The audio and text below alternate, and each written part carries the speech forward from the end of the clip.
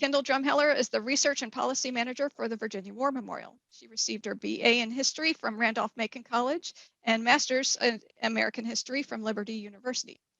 While in graduate school, she completed an education internship at the National D-Day Memorial in Bedford, Virginia, where she conducted tours, summer camp programs, and performed research on the involvement of African Americans in D-Day. Currently, she's working in the Virginia War Memorial's Veterans Database, a massive project locating photographs and information on the close to 12,000 Virginians who were killed in action from World War II to the Persian Gulf War. And with that, I welcome Kyndall. Let me stop sharing. Great. Thank you so much. Thanks, Paula. I really appreciate that intro. Thank you, everyone, for joining us this evening. I really appreciate the opportunity to speak with everyone today. So what I'm going to do, I'm going to see if I can share my screen here. There we go. Hopefully everybody can see this. There we go. And what I want to do, I want to talk a little bit about the history of the memorial real quick, and then go over what we have in our archives, and then what we tell donors, the best practices to conserve their papers, scrapbooks, and other photographs that they might have. So just going to go over that very quickly at the end, but please, if you have any questions, please ask at the end, and let's get started.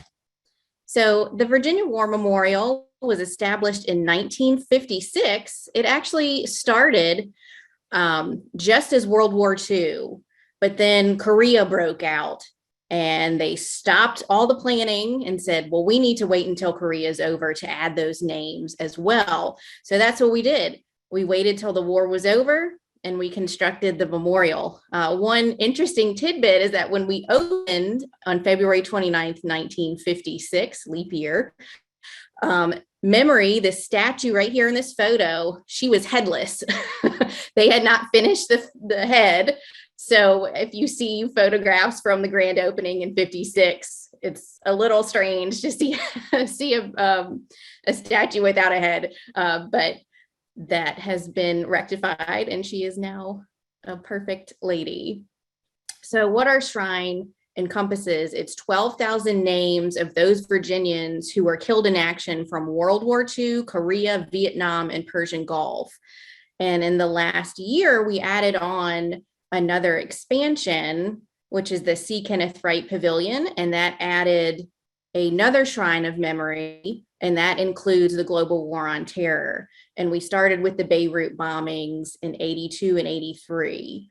So that goes to current. Thankfully, we haven't had to add any names in the last couple of years. But we do have our new pavilion that opened last year in 2020. And then in 2010, we opened our Paul and Phyllis Galani Education Center. And that's in honor of Paul and Phyllis Galani. Paul was a Vietnam veteran. He was a prisoner of war for 6.5 years in the infamous Hanoi Hilton. So we've got a lot of his memorabilia and things in our archives that I'll talk about here in just a minute. I also have the World War I Carillon listed under here. If anybody's been there, it's in Byrd Park. That's actually going to come under the War Memorial in the next couple of years. So we're really excited to have that project with us, because then we can also honor all of the World War I killed in action as well. So the War Memorial is also a state agency. We're under the Department of Veterans Services. And we have a foundation, which is our Virginia War Memorial Foundation, that raises all of our money for events, educational programs, and things like that, that really help us get the word out, because without that funding, we really wouldn't be able to put on the programs that we do. So we're really appreciative of the foundation. Just want to talk about a little bit about our archives. It's the USS Birmingham Research Library, and it's named after the USS Birmingham because one of our really awesome donors served on the Birmingham, and he wanted to give money to have a collection of his artifacts and his papers and letters. And so he wanted to also honor the men that were killed on the Birmingham. So what we have in here is over 500 files. So we have publications, paper materials, photographs, memoirs, letters, maps. We have collections as large as 100 and then as small as 1. There's some things that are really neat in the collection. We've got some Nazi propaganda. We've got photographs of a World War II beach assault, a pocket Bible, which is also called a Sweetheart Bible. So we've got some really neat artifacts that are in the archives. And one thing that we're trying to do now is to do oral history interviews. So if you know a veteran, or if you're a veteran yourself, we would love to interview you and record those and keep those recordings in our archives as well. So this is just a couple of screenshots of the archives. It's a pretty small space. So this is just kind of an overview of what it looks like at the moment. We've got some archival boxes, which are what we'll talk about in a little bit. They're acid-free and lignin-free. So lignin is the cells that are in plant walls, and they break down over time. So these boxes kind of help protect our the paper products that we have. So these are wonderful things to have to keep your own materials in.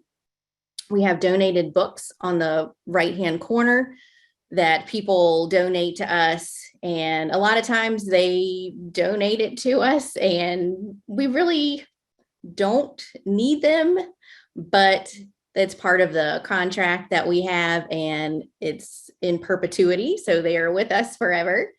And then on the bottom left corner, we have our awesome scanner that really helps us do a great job of scanning our documents and making sure that we keep them forever in our archives. And it's also really neat that we can send digital copies to the donors so they can pass down to others.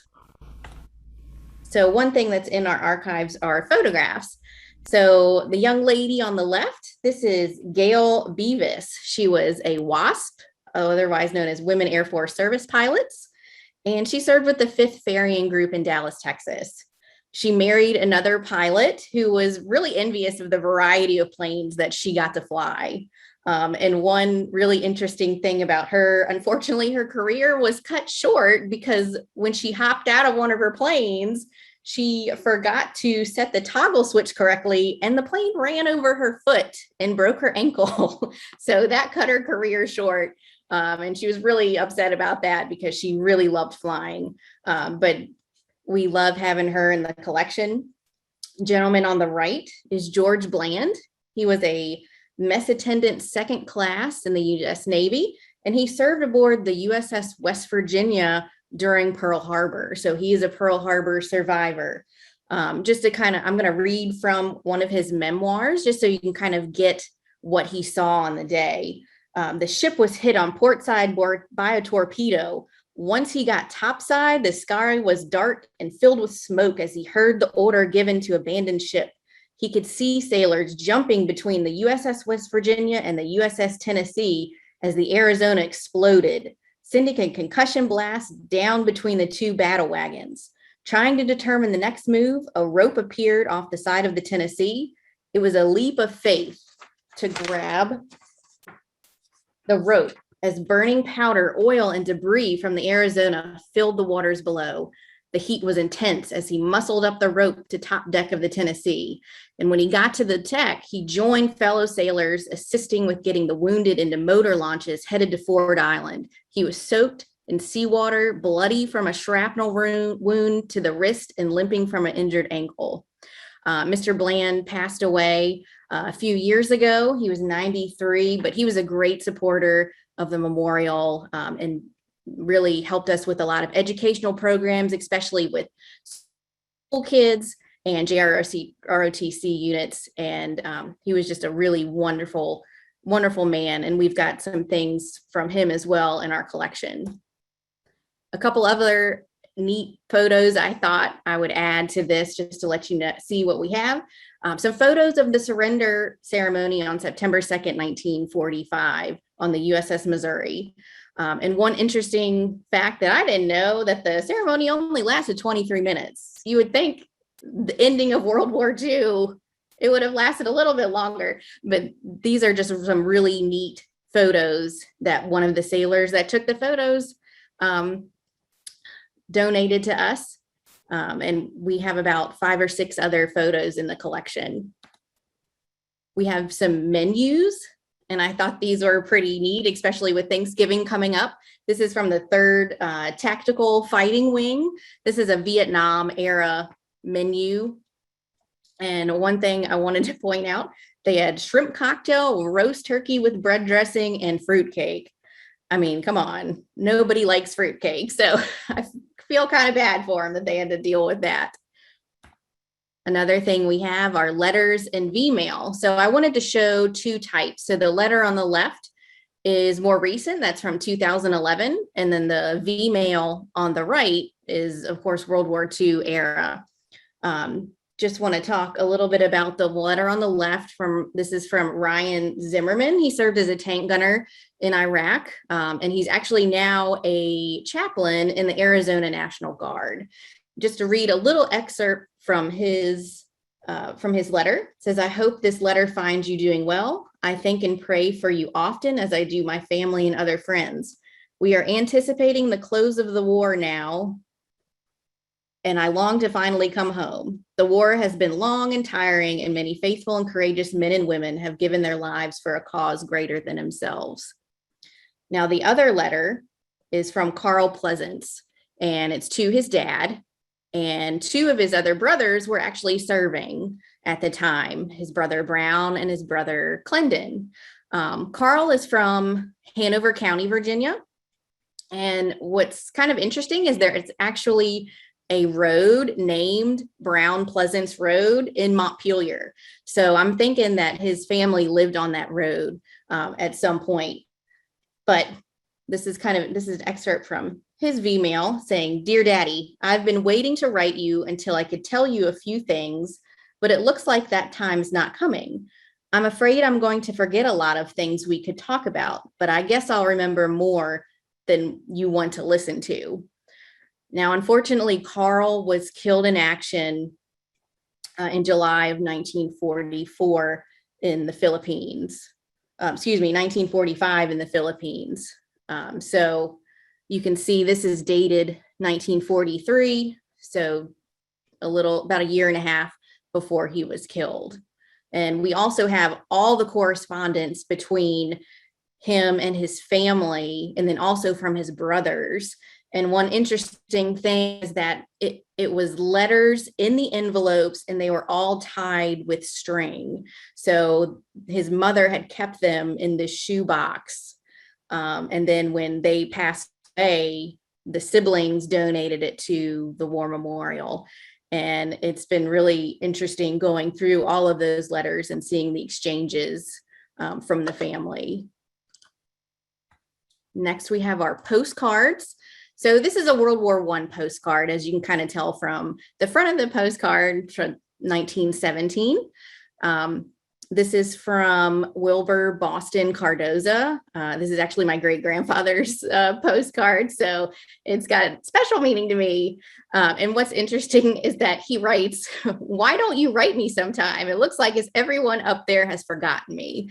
So that kind of makes you a little sad and kind of tugs on the heartstrings a little bit. But he was an ambulance driver over no man's land during the war, so he definitely had some stories that he could share. But one thing I wanted to point out was a lot of times you can look at the postage stamps, and those can kind of tell you a little bit about who this person was and where the postcard was going to. So this one was postmarked in Petersburg, Virginia in 1917. So those are always neat things to look at and kind of gives you more context to the story. Another items we have are prisoner of war materials. So the one on the left is an item from Paul Galani's collection. So this is from the Bring Paul Home campaign, asking for better treatment of the prisoners and to release Paul. He had been as a prisoner of war for 6.5 years, all kinds of awful treatment that he was getting by the North Vietnamese. And so these letter campaigns were asking people here in Richmond to write the North Vietnamese asking for his release. So we have that in our collection. And then we have prisoner of war bulletins from the American Red Cross. And this was from February 1944. These bulletins were printed for prisoner of war families and civilian internees. So all of their families got these bulletins just to kind of keep up with what was going on and how their family members were doing. In this particular issue, it talks about difficulties getting supplies into the camps and also the conditions inside the camps. So these are really interesting to read as well. One person I wanted to focus on was Sgt Russell Scott. We have quite a few things from him in our collection. He was from Richmond. He was a Richmond native. He actually worked for the Richmond City Bus Company. He's a mechanic, so we worked on the city buses. He was in the Army Air Corps, and his other brothers, I think there were 4 brothers, they also served at the same time. But Russell served with the 489th Bomb Squadron, 340th Bomb Group, and he was a tail gunner on a B-25 called Wabbit-Twax. And the nose art on this B-25, of course, had kind of a Bugs Bunny-ish cartoon painted on it. And what's interesting about Russell is that he was on a bombing run from Corsica to Perugia, Italy on May 25th, 1944. And they were shot down. So the story that Russell liked to tell was that he got his pack on, he got on top of the plane because he knew they were going down, and he looked up and he looked down and said, okay, I guess I'm going down. And he jumped. And when he got to the ground, he hit a ravine. And so his feet kind of flipped up from under him and he landed on his back. On his butt, actually, and he broke his back. And he was captured by the Germans. He didn't receive any medical treatment for his broken back. It's amazing that he could still function. And he spent 11 months as a prisoner of war, and then was released by the Russians on May 1st, 1945. Russell was a volunteer at the memorial for over 20 years. I mean, every Wednesday he would drive to the memorial to do his volunteer shift. And he was 99 when he passed away. And he was driving up until his 99th birthday, which is even more crazy. But he was wonderful, had wonderful stories. And some things that we have in the collection from him are a couple of these items. So the first one on the left is the Kriegsgefangenenkarte. I'm sure I butchered that, but it's the prisoner of war card. So some really neat information that these are going to have are his eye color, hair color. They talk about his nose. So it says that he has a straight nose. It makes reference that he has missing teeth and that he has a scar on his forehead. So they got a lot of information from him, and I was very happy that he kept this. So that's one thing that we have in the collection. And the other side is a letter that he received from his aunt while he was in Stalag 3. So just some really interesting things that we have. We also have a scrapbook that he kept. He kept other letters and photos, and just kind of documenting his time in the camp. Some more artifacts that we have are from Gordon Young. He was from Charlotte County, Drake's Branch, which is the closest city, I think, in Charlotte County. He served with A Company, 2nd Battalion, 7th Cavalry, 1st Cavalry Division. So Gordon grew up in a very small little town. He wanted to serve. He wanted to make that commitment. So he joined the Army. He had a sister that was 16 months younger than him, and he was very close to her. Her name was Dennis. He was a paper boy. He would get up every morning and do his paper route before school. He was very active in the Boy Scouts. He joined the Army in 1963 and did his basic training at Fort Knox, Kentucky. And one thing that's kind of sad yet interesting is that when he came home for the last time before being sent to Vietnam, he told his sister that he felt like he wasn't going to come home. So it's almost like he had a premonition that he wasn't going to make it back. Sadly, he was killed in action on November 17th, 1965 in the Ia Drang Valley. His sister recounts the day that she found out that he was killed. She was at Madison College, which is now James Madison University. Her father called and said that he needed to talk to her about something. And so he came and picked her up. And she said that whole day she knew that something was going on, that something wasn't right. And when her father showed up, she knew that it was Gordon. And she told us that losing Gordon was the greatest loss of her life.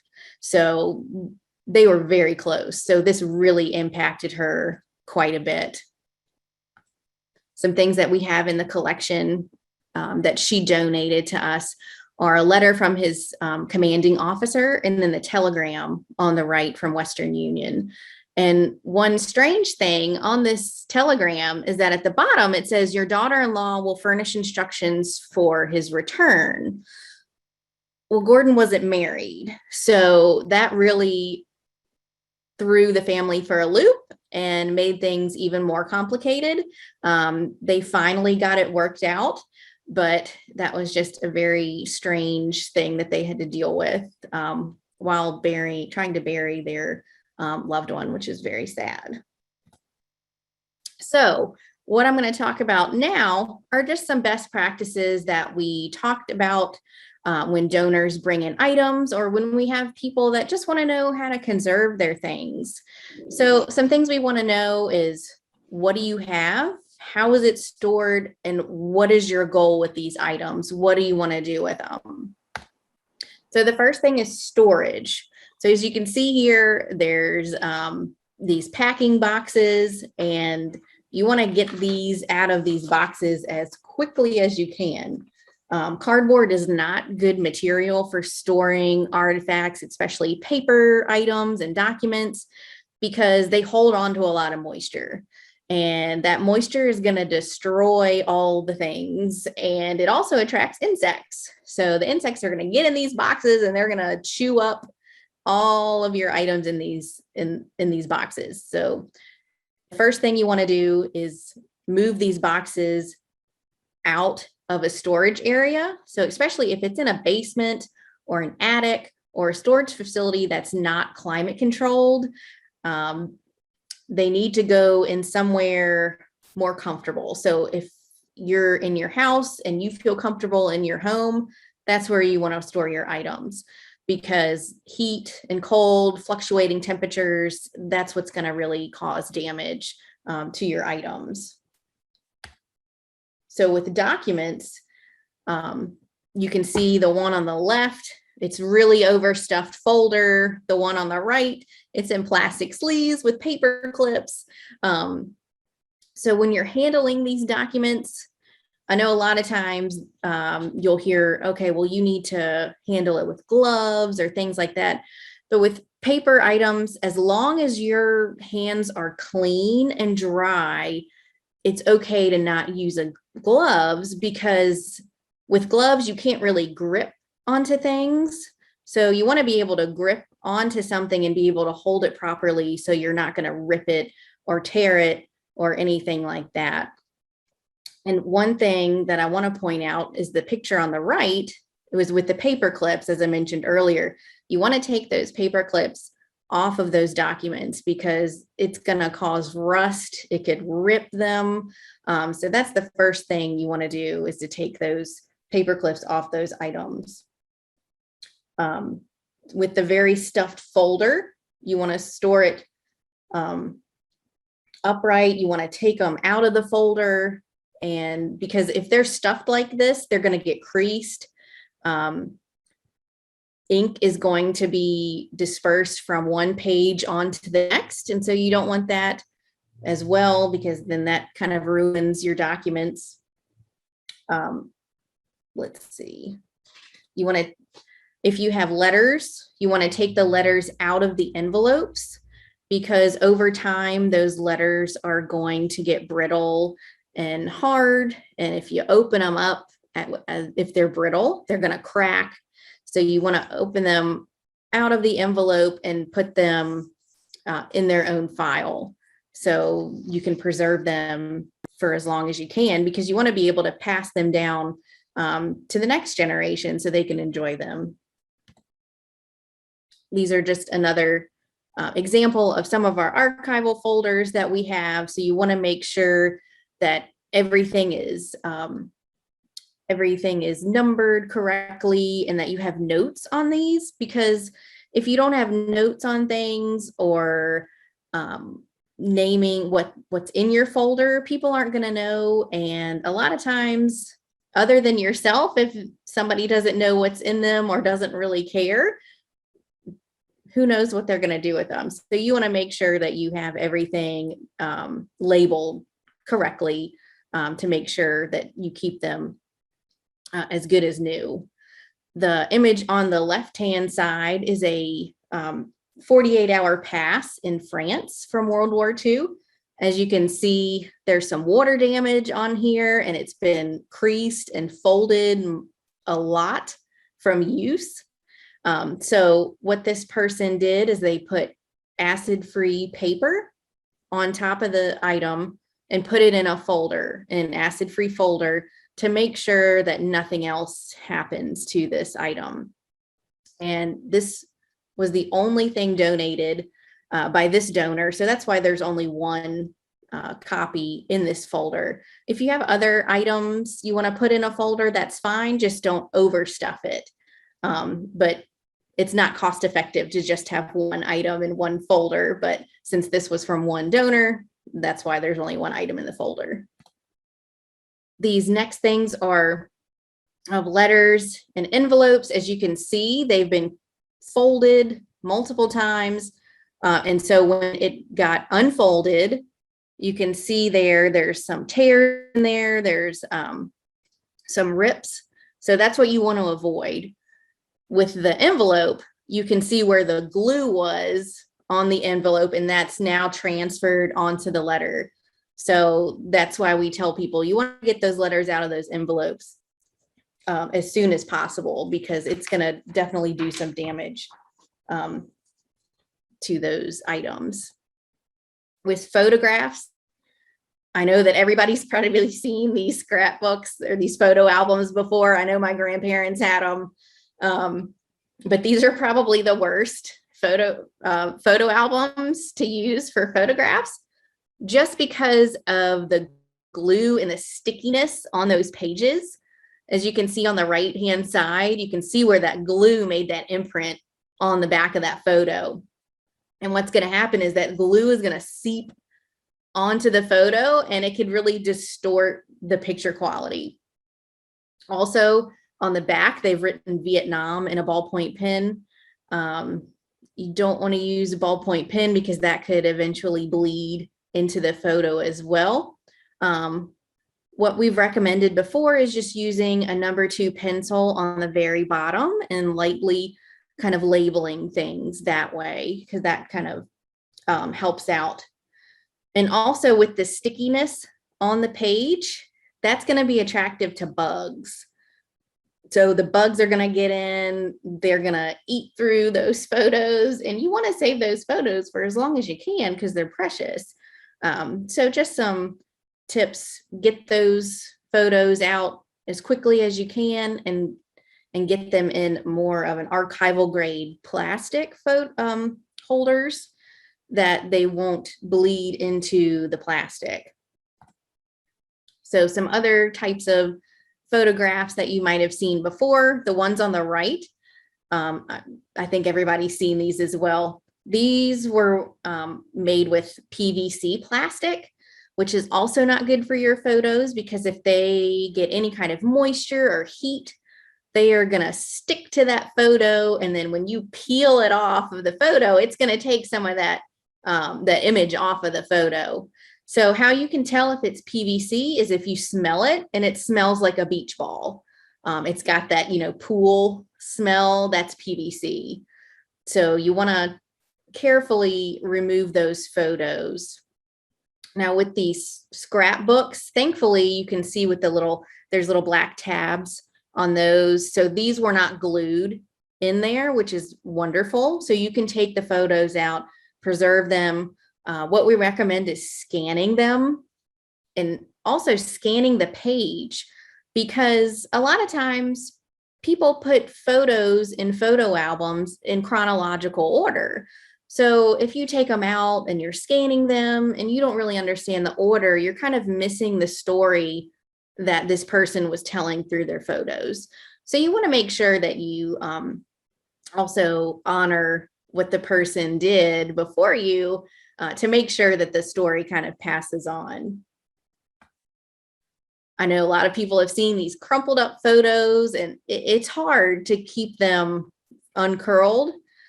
This was a bunch of photos that someone donated to us from his dad. His dad was in the Army in World War II, so it's a bunch of his father's photos. So for uncurling the photos, you want to get a archival bag, put the photo in there, and then get archival board, put it behind the photo, and then lay it down. And over time, it's not going to take a quick amount of time. It's going to be, a couple days, a week or so. Eventually that board will press down onto the photo and straighten out the photo without damaging it. As long as it's archival grade, acid-free, lignin-free, none of those chemicals that are getting onto your photos. Some more photographs. So these are kind of what we recommend is having the plastic, the archival grade plastic, to put those photos in, and then not writing on the photo itself, but having a label in the album to just tell what these photos are, when they were, so you can pass them down to your loved ones. So here's another thing of scrapbooks, and a lot of these are newspaper clippings. With scrapbooks, you're not going to be able to get the newspaper articles off the pages because it's been glued. As you can see on the right hand side, the glue has now seeped through the paper and into the article itself. So it makes it very difficult to get anything off of these pages. So what you're going to do again is to just scan it. That's going to be your best option to saving these scrapbooks. With newspapers themselves, kind of like with letters, you're going to want to unfold them because over time, the newspapers are very acidic. So they're going to get brittle, they're going to crack. And the best thing you want to do for them is unfold them and try to get them as flat as possible, because you don't want them breaking anymore, because that's the worst thing you want to do. So these are a couple of items in our collection just to kind of show you what happens, is that these postcards on the right-hand side, which is Bing Crosby's home in California that somebody took the postcards from. Unfortunately, you can't read what the person wrote on the back because it's been glued to the scrapbook.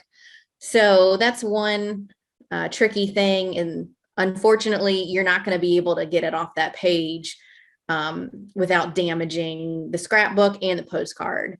So that's kind of unfortunately lost. And the photo on the left is just a quick shot of the dog-eared pages. Just from over time, these scrapbooks were mass produced, kind of cheaply made.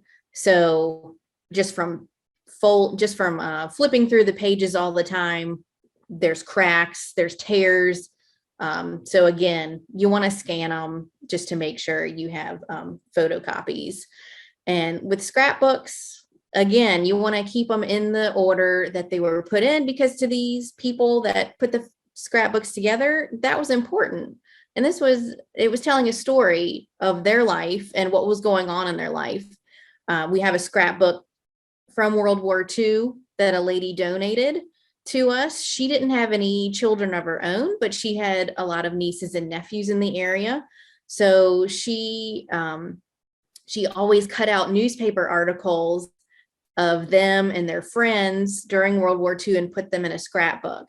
So it was important to her, and you want to kind of honor that memory. Now, just in case you don't know if something is the right pH level when you're archiving letters and documents, you can get a pH pen, and all you do is just drive it onto the piece of paper, and that'll tell you what it is on the pH scale and if it's a safe level to use for your documents. And you want to stay in the neutral range. So from about 7 to 9 is probably the best ballpark you want to use. So that's something that can help, just in case you're not sure if the material that you're using is safe for your documents.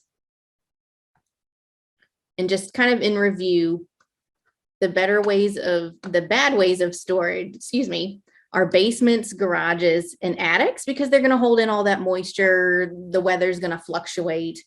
So you don't want them there. PVC plastic. So anything that smells like a beach ball, you don't want to use. Cardboard, again, insects love it. You don't want to use that. Paper clips, staples, anything like that that's going to hold together your items, that's going to cause rust or tears. You want to take those off as soon as possible. Glue and tape. So those are going to seep through your items, so you don't want to use those. And then direct sunlight. So again, that's going to cause fading and cause your items to really get damaged quicker than you want them to. Some better ways of storage: away from moisture and food. And you want to keep them where you're comfortable. So you don't want to keep photos above your fireplace because of all of the moisture and the heat that's coming up from that fire.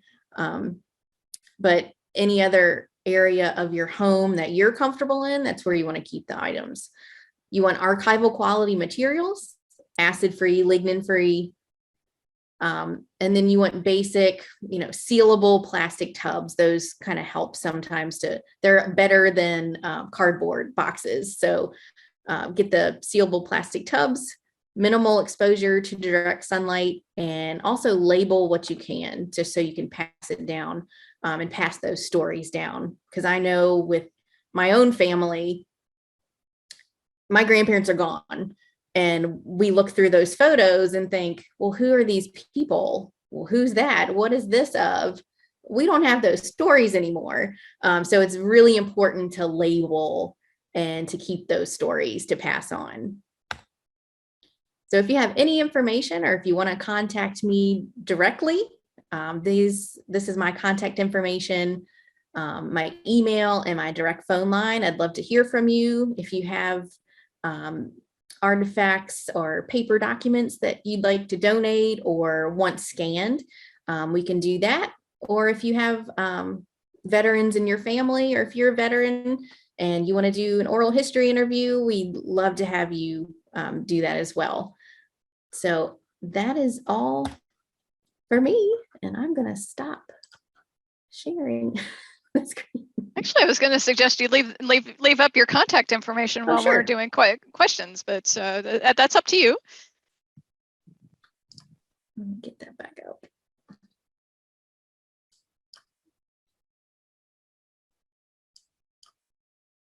And while you're doing that, I'll just comment. I didn't even think about doing. I mean, I was glad to hear about the letters and things. At an estate sale a few years ago, I had bought a collection of letters, and as a genealogist, I liked the idea of, well, first reading them and hearing the stories. But he was a soldier, and he was writing letters back home, and they were talking about how different Dumbarton Road was when he left Dumbarton and Henrico County. And that was kind of cute to read, but because it was a soldier, I was hoping to reunite them with maybe members of the other family that he was writing to. But Right. I think donating them to the memorial might make more sense. So Yeah, that'd be awesome. We'd love to have them. Find them. Now I need to find them, which is always the thing. Well, you had a question early on. Do you accept digitized World War II diaries not from a Virginian? Not in the archives, because we're trying to just do Virginia, but I'm probably speaking for my director of education, but I think that he would love them for education purposes. So yes, we love to have them. You can send them to me, contact me directly, and I'll send them to Jim. Jim was a member of GRIVA for a while, so he would definitely love to have those. So yeah, that'd be wonderful. On that Virginian front, I had several uncles who served in the military, and they were born in Texas, but then they moved to Virginia. Is that Virginian enough, or they have to have served from Virginia? No, as long as they were in Virginia for a decent amount of time, then yes, because the Birmingham Library, that the Admiral Meraki is the gentleman who gave us the money for the library. He was originally from a different state, but he lived most of his life in Virginia. So we have a lot of his documents. That's one thing about manuscript collections when we talk about those in terms of genealogy is people want to search where their ancestors were from. Mm-hmm. But, it's sometimes a diary of somebody who was the ancestor's best friend and they moved to some other state and then they donate it to their local society. So you never know where you're going to find those manuscripts, right? Letters and things in libraries.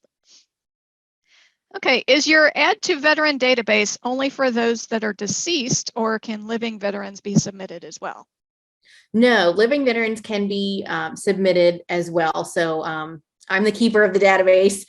So there's a form on our website that you can fill out, and you can add whoever you want, a loved one, yourself, if you served. So yes, we will take anyone. If you search the database and you see someone with a gold star next to their name, that denotes that they are in the Shrine of Memory and they were killed in action. So that's the only the only thing that kind of denotes something different. The man who translated the Japanese surrender was a Petersburg, Virginia native named Bruce. Is it Lees or Lays? Leys. Just an interesting tidbit, Bonnie has to say. Bonnie, do you want to turn your microphone on and tell me how badly I mispronounced his name? Yeah, it's Lays, Leys. He's my husband's first cousin. Oh, neat. He was in language down at Fort Lee.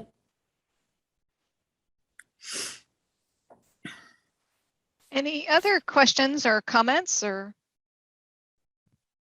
there's nothing else in the chat box if somebody wants to raise their hand or turn their mic on or use the chat box. Do you give presentations to area middle schools or high schools? I'm thinking there are many potential history majors who don't know what can be done with a history degree. That is a good question. Since COVID, we have not done a lot of in-house school things, school groups. We haven't had any school groups this year come to us, but our education team has done virtual kind of programs with different schools, but we've never talked to them about what history majors could do with the degree. And that's a really interesting topic that I think we probably should do, because I didn't know what I wanted to do when I got out of school. And I started volunteering at the War Memorial, and that led into a job. So that I think that would be actually a really neat program to do. So thank you to whoever mentioned that. Somebody said, I'm returning to in-person school programs on World War I in November. That's James Tressler. Do you frequently add names to the shrine that were originally missed? We have in the past. I think we've added 5 or 6 names since I have been there, and I've been at the War Memorial about 10 years. Just sometimes, 70 years ago, everything was a paper copy and things got missed. So thankfully, we've been able to go back and kind of rectify that. And we've added a few names to World War II and Korea. Cool. Any other questions?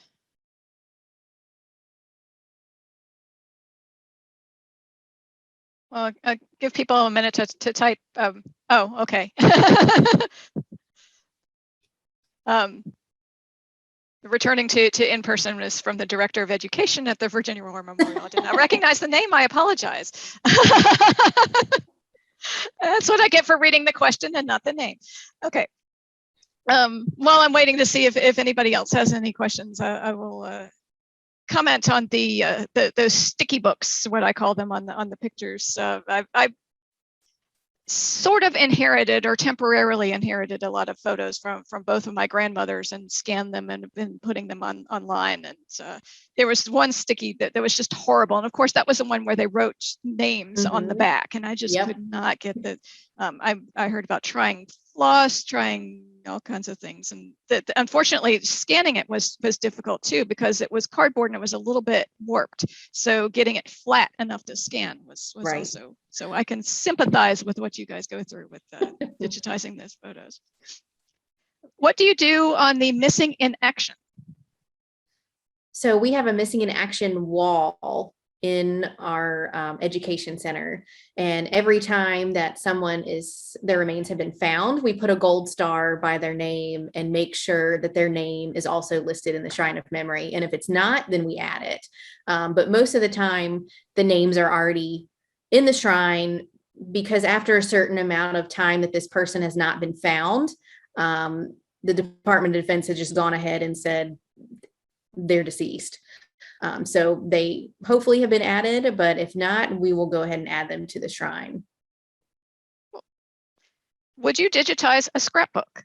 Yes, definitely. I'm excited you got with that.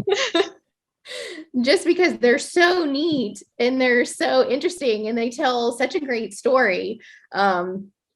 And they're a lot harder to get things off of the pages. So that would be my number one thing to tell someone, is to digitize them. I mean, you can go to Kinko's if you want to. Is it even called Kinko's anymore? You can go to your local like Staples and get them digitized that way. Our scanner that I showed a picture of, it's a massive scanner so that we can digitize scrapbooks whole, and not, okay, well, we're going to try to fix it in this way and this way.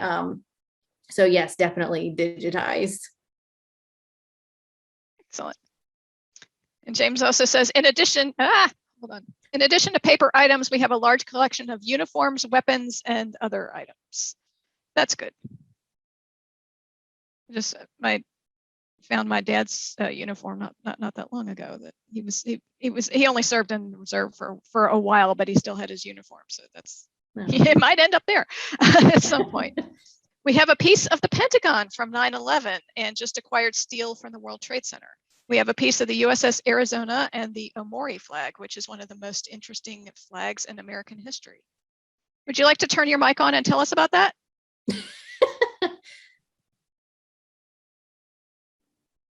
Hi. I was hoping Kyndall would tell us about it. Kyndall, would you like to talk about the Mori flags? Well, it's not in our archives, but I can talk about it. Yeah, why don't you talk about it? So the Mori flag was it's on loan to us by the Navy. And it's a very unique story because the family was searching for it for quite a while, because the man who had it was a Richmond native named Denny Landrum. And the flag was made in the Amori prison camp in Japan. If you've seen the movie Unbroken with Louis Zamperini, he's in that prison camp. And so this American flag was made out of a bed sheet and out of colored pencils. And what's interesting is that you think about it, okay, well, if the Japanese found out that they were making this flag, they would have been very badly beaten or probably killed. So this is a very important flag. And so when Denny Landrum passed away in the 80s, the family didn't know what happened to it. They couldn't find it. So finally, Senator Mark Warner got involved, and they found it in the Naval Yard in a box, just kind of sitting in their archives. They didn't even know it was there. So thankfully they found it, and now it's on loan to the memorial from the Navy. And so we have it hanging in our exhibit gallery, and it's usually hanging for about 6 months, and then it goes and rests for 6 months to make sure that it's preserved. But it's just a really, really cool artifact, because you can see the pencil lines where they're drawing the stars. And there's an iconic photo in the National Archives that goes along with it.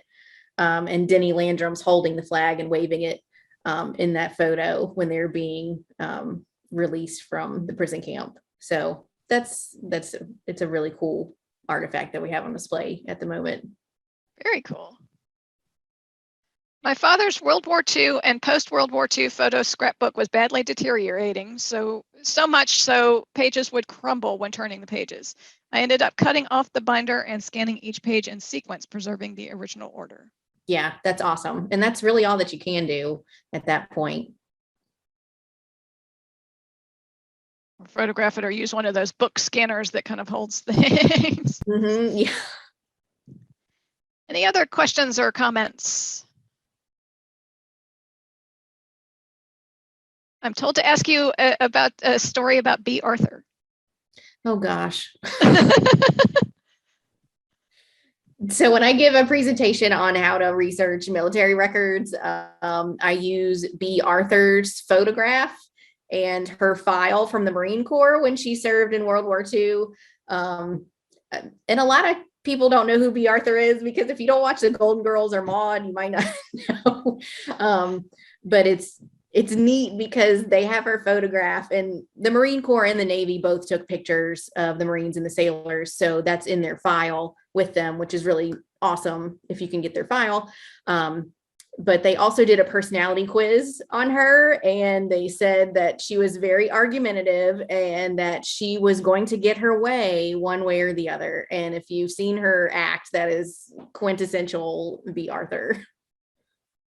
That's fabulous. I don't think I realized that she was in the Marines. That's awesome. And yeah, that story is not surprising at all, knowing how she conducted the rest of her life. That's terrific. Any other questions or comments?